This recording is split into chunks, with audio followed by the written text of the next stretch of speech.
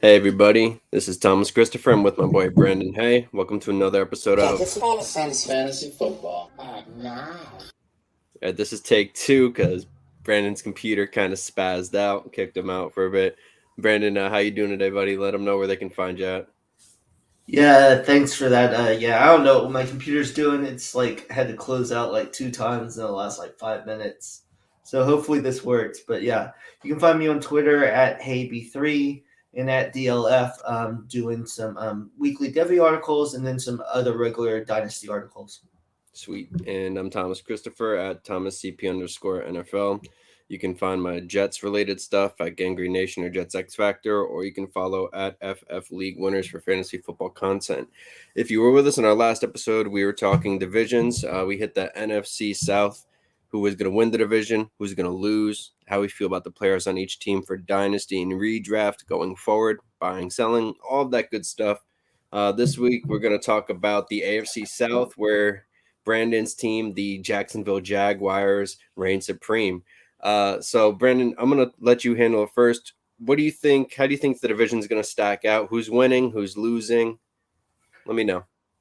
So I think that most people are probably going to put the Jags, easily winning the division, which they should. They have the most talent, best quarterback.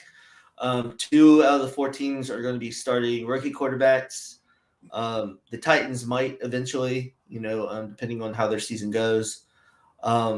Since the other two teams are going to have rookie quarterbacks, I guess the Titans would finish second, but their offense is just doesn't have that many playmakers. And I was actually listening to the radio on my way home today, and they had someone from the Titans network, and they said after three quarters they were winning 11 games last year, and they were one of the worst ranked, in the fourth quarter, and that's just because they just didn't have the playmakers. They didn't really add much offensively, I don't think, that are going to play this year. So, but they should still, they probably still have the second best coach in that division with Vrabel. So they should be able to, grind out some games. But yeah, this division isn't overly exciting. Yeah. Who do you have taking last place then? I guess since you gave the Titans second, do you have it between? Do you have the Colts finishing at the basement, or do you see Houston finding themselves back in there? I think it's Houston, but I think both teams probably win between 5 and 7 games. I don't think the Texans are going to be as bad as people say they are going to be. I actually think their offense could be pretty fantasy relevant this year. Yeah, I see that. So I agree. I think the Jacksonvilles are gonna get first. Like after that, it's kind of tough because I love Mike Vrabel, the coach. I loved him when he was at the Patriots, the player. Um, but like that team, that offensive units kind of sucks. I mean, they drafted Tajay Spears, who he's got like a very limited shelf life. So I don't know if they plan on running a lot of 21 personnel. Wouldn't make much sense because I feel like he doesn't necessarily complement Derrick Henry. I feel like they're more similar than they are like complementary in terms of like just their utilization. Um and then so I'm at a toss up where I think the Titans are going to disappoint because as much as I like Tannehill too, I don't think he's able to stay healthy anymore. He's had a lot of nicks and injuries going on, and I think that's kind of going to continue. As much as I think as when he is healthy, he is pretty prolific as a passer, and even as a rusher, I guess. Second place for me though, this is going to be kind of iffy. I'm going to go with the Indianapolis Colts. I think the Colts are going to take second place. I don't believe as much in Anthony Richardson, but I believe in the pieces around him. And it's such a weak division that I think 7, 8 wins could easily take second place in that division. So we'll see how it goes. And then I have the Titans finishing third, and I also have Houston at the basement. So let's start from the bottom up, I guess, on yours. Let's start with the Houston Texans. How do you feel about that team? Who you buying? Who you selling in Dynasty? How do you think they're going to do? What players are you targeting this year? Yeah, I hate doing this because I'm a Michigan fan, and I hate Ohio State, but I don't understand why everyone is downgrading CJ Stroud so much. I mean, I don't think he's ever going to be a top 5 quarterback in the league, but I think he'd easily be a top 12 quarterback. Um, and he's not going to run a lot, but he is capable of running. He showed that against Georgia last year. I know that's a one game in comparison to everything else, but everyone is making out like Bryce Young's this much greater scrambler and runner and everything. And Bryce Young doesn't really like to run 4 yards either. He likes to more scramble to make plays down the field. So I don't think that rushing upside is as big of a deal. And I kind of like they're second tier receivers, but with Dalton Schultz, if Nico can stay healthy, then I really like Tank Dell, and they said they really liked him, and CJ Stroud requested him, and if Mechie can kind of show up there, and then they have a couple young running backs with Dameon Pierce there, so I think that offense could be much better than people make it out, and anything's better because I know some people liked Davis Mills coming out of Stanford, but he is just not very good, and that offense struggled. So, and I think they kind of have some young pieces with a young coaching staff that could possibly be competitive in a lot they Hey, don't forget, isn't Robert Woods there too now?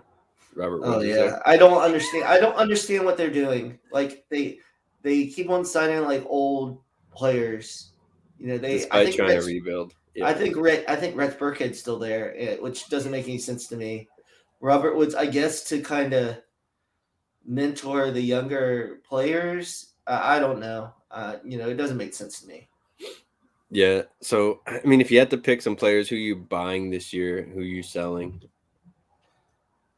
So I don't know if you can sell anyone for really that much right now. Yeah, Maybe, that's true. maybe, maybe Dalton Schultz.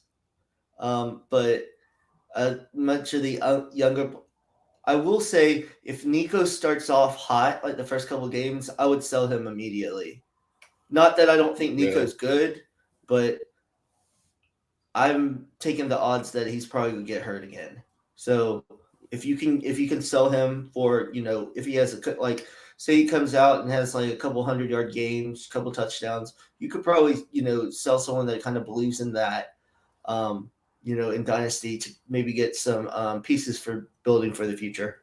I'm pretty surprised to hear you say that. Actually, you've been a Nico guy for what, 3 years now? Yeah. You can't hop off the board once he starts doing good, man. What are you Hey, you doing? got to know when to cut your losses and when to, you You gotta know just, when to hold them, know when to fold them.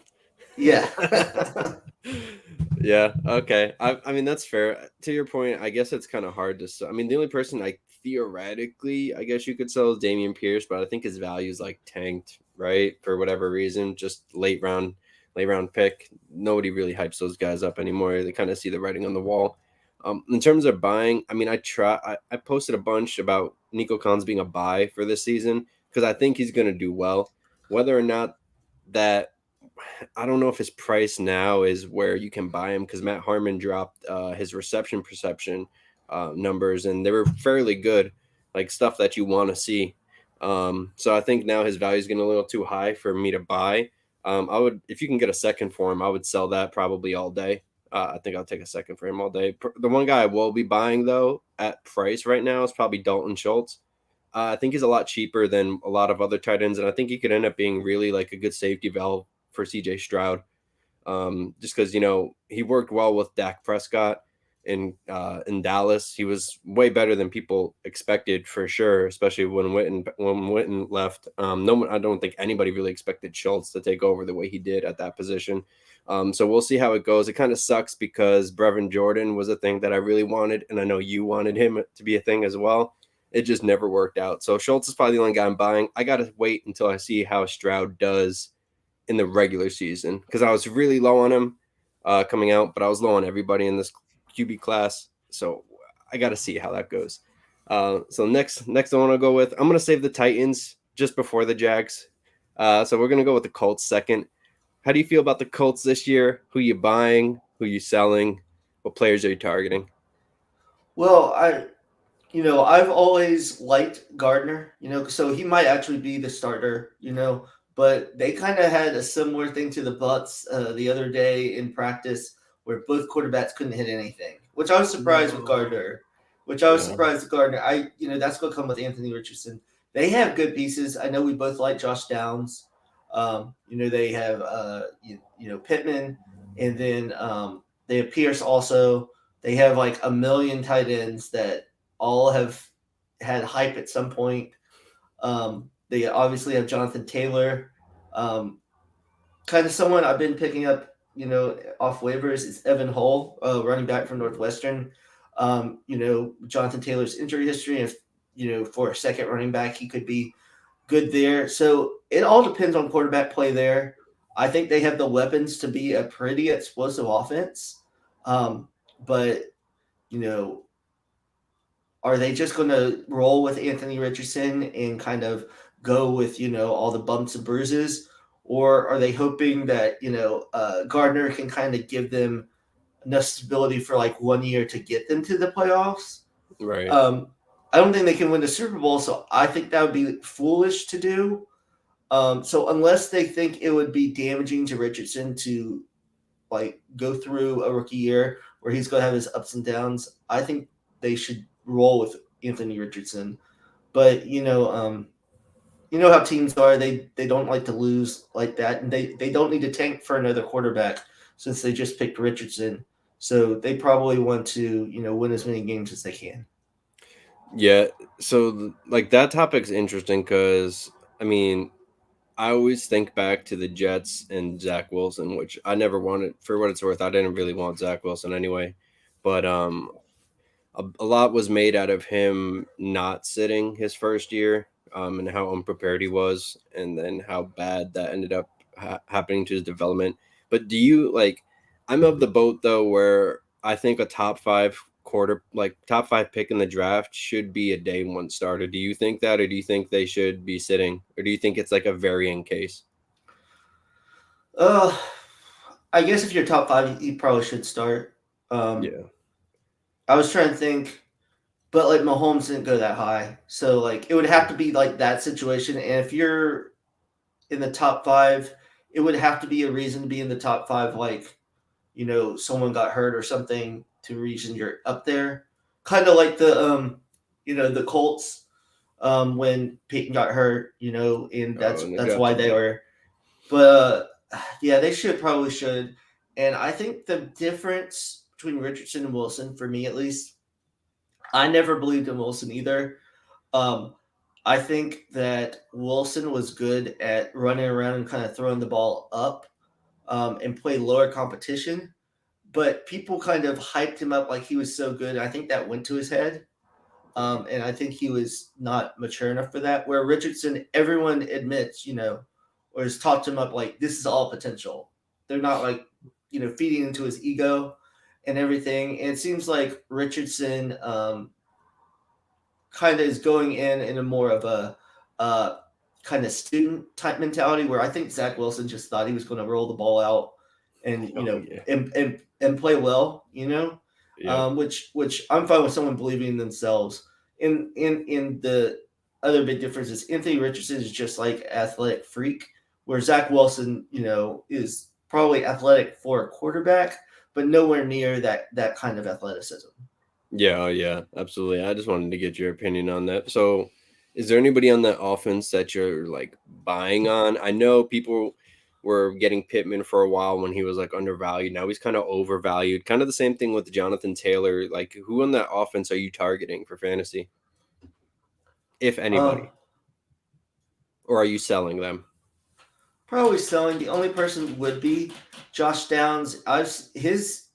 He is kind of overvalued, starting to get overvalued. I don't know if you've seen that Y- compared to the other rookie receivers, because I think he didn't land in nearly as bad of a spot as he could have going that late. But I don't like his opportunity nearly as much because when I wrote for DLF the profile on Josh Downs, it's the some of the risks are the quarterback position. Also with Jonathan Taylor, maybe they go into a more conservative style and then Pittman's going to eat, and then everything else is kind of like up in the air, and with his ceiling wouldn't be nearly as high that way. In at least in the immediate future, I like him more as a dynasty asset moving forward. Yeah, I think it was funny. I saw, I don't know if it's like a correlation, but once they changed Josh Downs' height and gave him like the extra inch, because originally they had him at like, I think it was like 5'8" or 5'9", and it moved up to 5'9" or 5'10" or something. Like it was just like 1 inch more, and like his underdog like ranking ADP just started shooting up. I thought that was fucking hilarious. But I'm kind of the same thing. Like if they go super conservative, is he going to be able to feast? Because he's not an outside guy. Like Downs isn't out as much as I love Downs. Like I love him, but he's not an outside guy at the next level. He's strictly a slot player. And if they go like very conservative, run heavy approach, it's going to be hard for them to justify taking Alec Pierce off the field and Michael Pittman if they're just running in primarily 12 personnel. You know what I mean? It just doesn't. I don't know how many opportunities he's going to have. And then on top of that, if they do go conservative too. So, I mean, I'll put it this way. If Anthony Richardson is the quarterback, I have fairly low expectations of Josh Downs. At least for this season, I'm still going to buy in Dynasty because he's not going crazy high. I think in a lot of drafts, he's like very back end, round 2, sometimes round 3, depending on like what the score settings were in that league, whatever league. But I think if Gardner Minshew's the quarterback, I think that could open up a lot more for the receivers. So it'll be interesting to see how they do. I'm pretty much, I mean, I don't, so for a while, JT was considered like the RB1 in Dynasty. Do you think he's the RB1 in Dynasty still? Do you think he's surpassed by Bijan, obviously, or like Breeze, or where do you have JT now? He's probably still top 5, but I don't think he's top 1. And this is kind of what I talked about with Bijan. If you're taking the number 1 running back, he has to have a substantial difference in the amount of fantasy points he can get you. Kind of like Adrian Peterson and like LaDainian Tomlinson. Because if there's not, it's just like if you can get running back like say 6 or 7, that'll give you reasonably the same. Why would you go early on that when the way the NFL is going, receivers are just getting more points and more yards? Right. So I'll ask you this question then. Do you think that Jonathan Taylor is becoming overrated by the fantasy community? Oh, I think he's been overrated for a couple of years now. Okay. Yeah. No, go on. Because, I mean, Jonathan Taylor's really good, and maybe in a different offense it'd be different, but the way they run their system, I just never saw him as like getting enough carries or enough touches. Because I think when he was the running back 1, if I remember it right, it was one of the lower like total points fantasy wise for a fantasy running back 1. Yeah, I know touchdowns really elevated him. I know that. Yeah. Yeah, so I think you're probably right. I only have one share that I can think of off the top of my head where I have JT, and I mean, selling wise, it's tough to sell them because I think people are kind of trying to buy low, but you can't really buy low on a player that had an RB1 season like 2 years ago, and he's still super young. I think he's 24 now, 25. He's still fairly like that. Yeah. Yeah, he still has like 2 to 3 years where probably high end volume. Right. And that's where it gets interesting because Evan Hull, I'm wondering if Evan Hull will be able to create a role there. Like that's going to be intriguing. Like he's a handcuff guy that I'm like trying to stash on taxis and stuff. Depending on how late you can get him in the draft. I know some drafts he's gone undrafted, some drafts he's gone in like the 4th round. So it really depends on a lot of stuff. And now we're gonna get to your your least favorite team of the division, the Tennessee Titans. How do you feel about the Titans players? Who you buying? Who you selling? Anybody you're targeting in that offense? The only person I even want, well, I guess Chig, at tight end, but like we were talking pre-show, he is kind of getting too expensive. He's kind of like a throw-in for me. Like if to get a trade over the top, like if someone is wavering, I'll throw him in and usually get the trade to happen. But the only one I'm touching is Treylon Burks. I know you hate Treylon Burks, and everyone on Twitter go and yell at Tom because he hates Traylon Burks. I know he would love to hear what you had to say. But yeah, Traylon Burks is the only one. And I wanted to call out, you were talking about Tannehill about being a prolific passer. I don't think that's the right word. Prolific, probably not. I mean, Like satisfactory. For fantasy, I should say. that's two totally different words. Prolific Okay, and okay, okay, okay. satisfactory. Above average. He can be above average. He's been a top 15 fantasy quarterback more than once. So like I feel like he can do that. That's the bar. That's the bar. For me, yeah. He's been hit once, so we're good. No, Tannehill had a few years where he was very efficient, not high volume, and I think you've seen when Efficient's the word I meant. Yeah, efficient. When he's been asked to carry the offense, like when Derrick Henry has been hurt. Oh, I forgot about Derrick Henry. I set you up. Yeah. If we're talking redraft, I would want Derrick Henry, but it's the thing is like when is that the bottom going to fall out for Derrick Henry? He's just a monster, but like how long can he do this? And I mean, maybe the Titans think that he can do it a couple more years, and they got Spears to kind of lighten the load a little bit. I don't understand. They got Haskins last year, and I think the 4th or 5th round. Didn't they get that other kid too? Barry, I forget his last name. Something Barry, right? Or Chester. I forget his name. Oh, Chestnut. Chestnut. Yes. Yeah. Yes. He was. Yeah. Their drafting strategy makes no sense to me.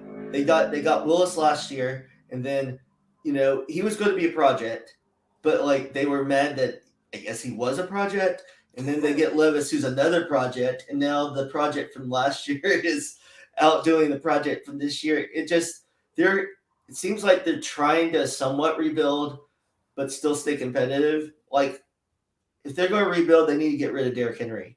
Like Burks is fine being on a rebuilding team, and I think he's going to be much better this year. And I'm going to win that bet. I'm just trying to think about what I'm going to use the $30 for. So, but yeah, I don't love that offense, and I think they're going to be conservative yet again. So the only receiver I would want anything to do with is Traylon Burks. Yeah, they absolutely should have drafted a wide receiver on day 2 this past draft. I don't know why just do it. Like who do you have behind Traylon Burks? I mean, you have trash. They have trash. Kyle Phillips isn't bad. I think Kyle Phillips has potential, but like he's like a borderline wide receiver 3. So I mean, like he's like Renfro-ish. He's like Renfro. That's disrespectful to Hunter. Yeah, okay. Well, I mean light. Like, they have very similar statistics. The way they route run is fairly similar. I mean, I think he emulates a lot of his game from Renfro. But besides getting me off topic, goddamn it. Besides Kyle Phillips, they have Chris Moore, I think, is the other guy. And I mean, he showed out. You can't count on him because I remember last year he had 2 good games. I counted on him and he gave me like a goose egg. So he's dead to me. He is dead to me. I like how he like randomly found his way to a top of the Texans depth chart for like a game and a half and then just like disappeared completely. He's like 30 now too. I didn't even realize how old he was. He's that old? Bro, he's like old. I didn't even realize it. I went to go check on the waivers because I saw him on there. Then I saw his age. I was like, holy shit. I thought you were younger than that, man. I thought it would have been worth a dart throw. What do you think the split is going to be for Derrick Henry and Spears? Like if you had to guess.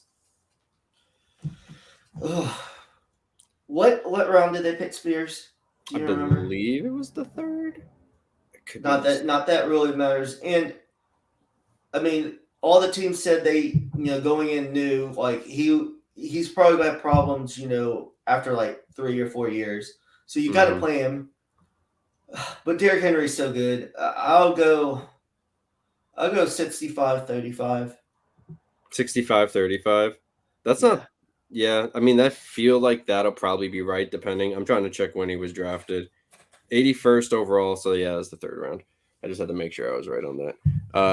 65-35 is probably right. I mean, Okay, so last question before we kind of move on, because we're kind of in the same boat. I mean, other than Traylon Burks, who I'm selling him based on dude, he has a cult following. I don't think he should have a cult following. There's a lot of, I feel like it's the people who said that like AJ Brown sucks, and now they're going after. I mean, a lot of it's Titan fans too, and they're acting like Traylon Burks can be the new. I think my cat's having some fun over there.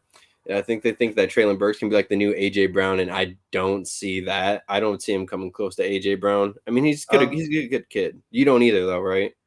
No, but I think he can. I think he can turn into a top 20 receiver, but I don't Yeah, think he can be like necessarily. Well, he has athleticism to be like top 10, but I just don't know. like the QB situation.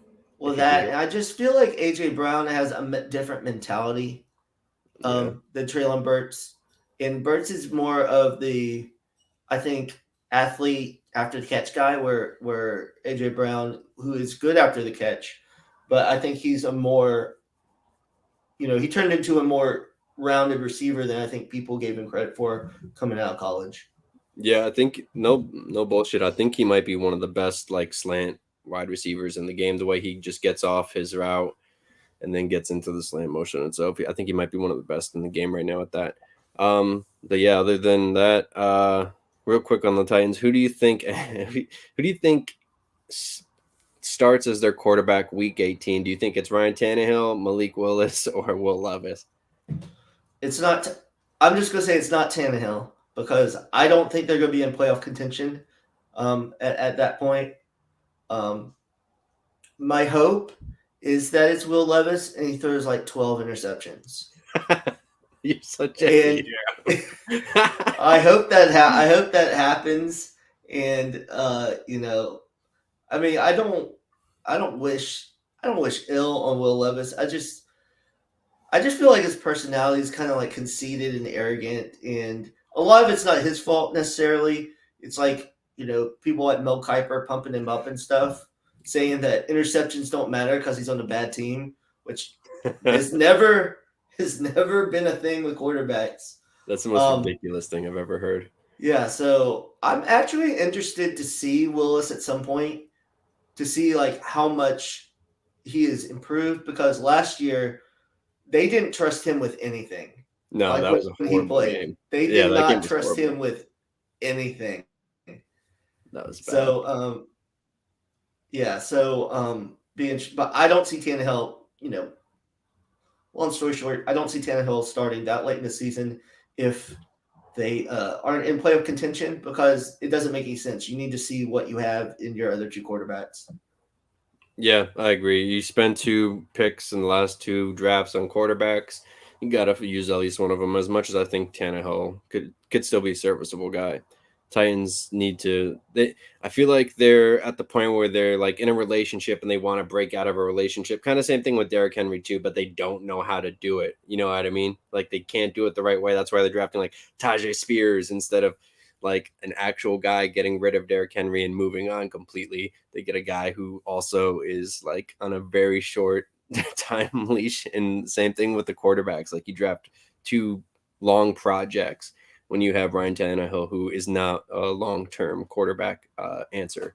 So it's weird the way that they're team building. And so last team who we both think is going to end up making the playoffs out of the AFC South is the Jacksonville Jaguars. I'm going to let you take it over because I know that's your team, who you're buying, probably everybody who you're selling, and who do you think is going to do good this season? So one person I would sell is if someone believes that I think Calvin Ridley's going to be good with the Jets. Everything I've heard from camp, but we haven't seen him play. So like, if someone's willing to overpay for someone that hasn't played in 2 years, I'm going to sell that.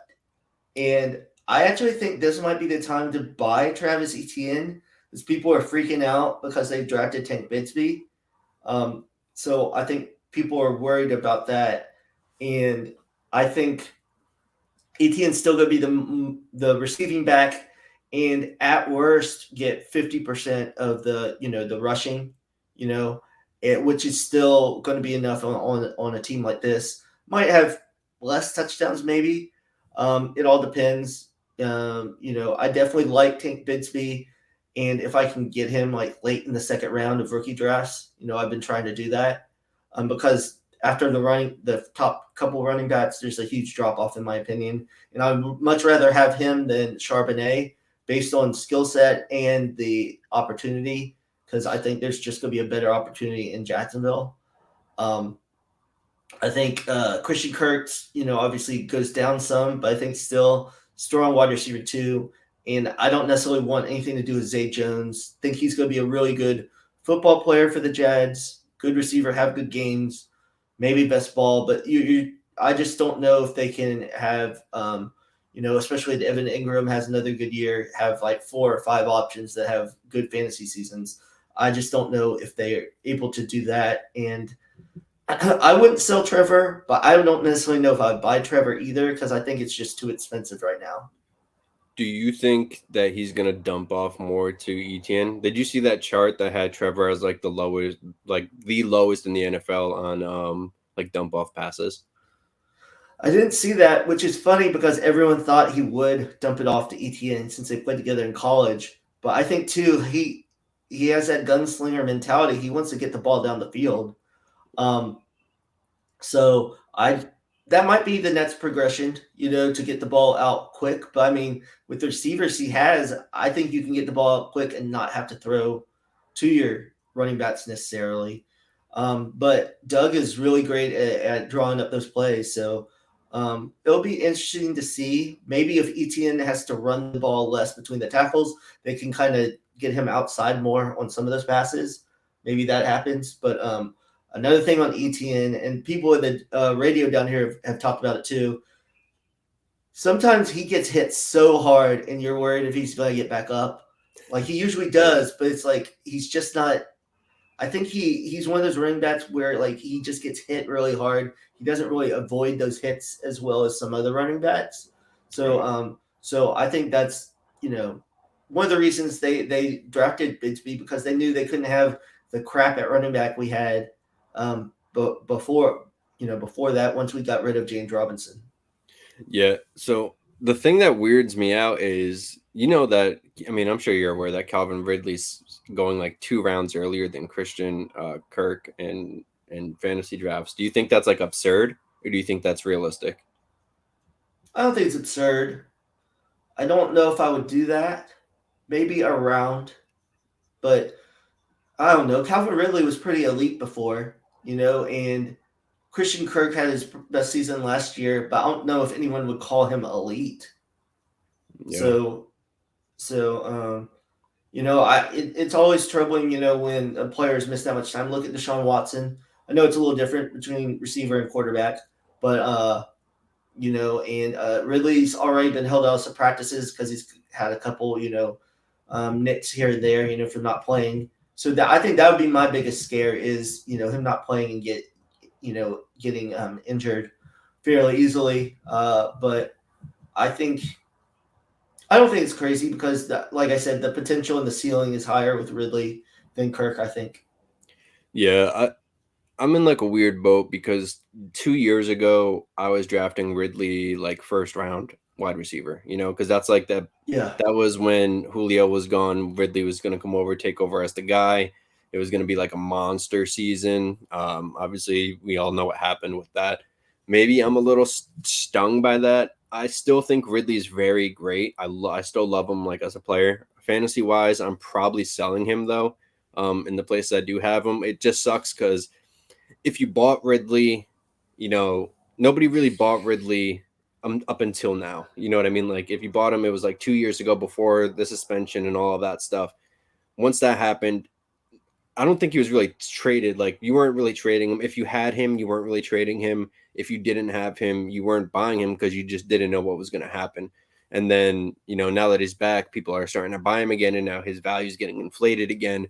And I'm a little hesitant. I mean, I think he's very great, but it's tough in an offense like that where there's like legitimate, like the Jags have a lot of weapons for the first time in a while on offense, where they have Calvin Ridley, Christian Kirk, Zay Jones isn't a slouch either. Evan Right. Ingram's really good, despite the drop stuff that was following him around in New York. He's still a great tight end too. You get Travis Etienne and then Tank Bigsby. The offense is amazing. And as much as I didn't want to say Trevor was a generational talent coming out, he's definitely looked like the best quarterback of that class by far. Maybe you could give Justin Fields a little bit, but as a passer, Fields has looked horrendous. I don't really care what anybody says. And Trevor has not looked horrendous. Trevor has looked like he's looked like an elite quarterback. I'm not going to, say that he isn't. So a guy I'm buying, I mean, I think Trevor could be Trevor Lawrence is probably the most slept on quarterback that's about to be in that elite tier. Because nobody really talks about him. After that first year he had with Urban Meyer, people thought he was like a joke. Like, you know what I mean? Nobody wanted to touch him. He bounced back amazingly with Doug Peterson, and now he has another year in that same system with better playmakers. I'm buying Trevor Lawrence like everywhere I can. Probably selling Evan Ingram. I think they franchise tagged him to keep him on a 1-year thing, and then they're going to replace him with Strange, probably, depending on how that goes. Zay Jones, I probably agree with you. He's probably more of a best ball guy than an actual fantasy relevant player. Maybe if you're in like 14 team leagues with deep starting lineups, something like that. But I'm still buying Christian Kirk too. Christian Kirk is, I'm like, I want a piece of everybody in that offense, really. I think Kirk is going to surprise a lot of people again. Had his best season with Lawrence. I think that chemistry is going to develop better too.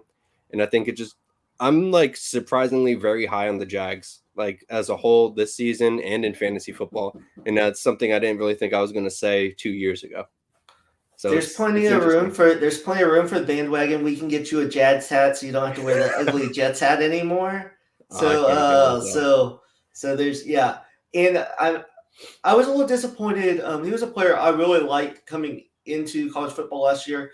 Parker Washington, the wide receiver out of Penn State. Oh yes, and he's on the team. If he can make the team, either practice squad or whatever, I think maybe in 2 years he could take over for that Zay Jones. Yes. I'm not saying like go get him necessarily, but if you have a spot on a taxi squad, I think he has the possible. He's kind of like Raheem Jarrett for the Bucks. That like they aren't going to play right away, but if they can stick onto the team and show some things, I could easily see them being a contributor in a couple years. Yeah, I forgot. That's a good call on Parker Washington. I think he could be the next in line if he shows his shit like we think he should. I know you were very high on him coming out, so we should see how that goes.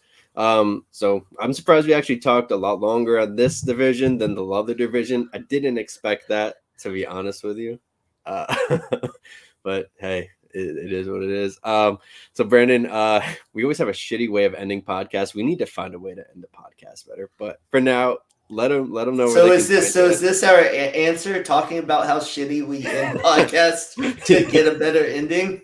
Yes, we'll have to brainstorm now. Yeah, we'll definitely have to. But find me on Twitter at HeyB3, and then also find me on DLF with different articles. This Friday, one will be dropping on Devi tight ends, buy, sell, hold.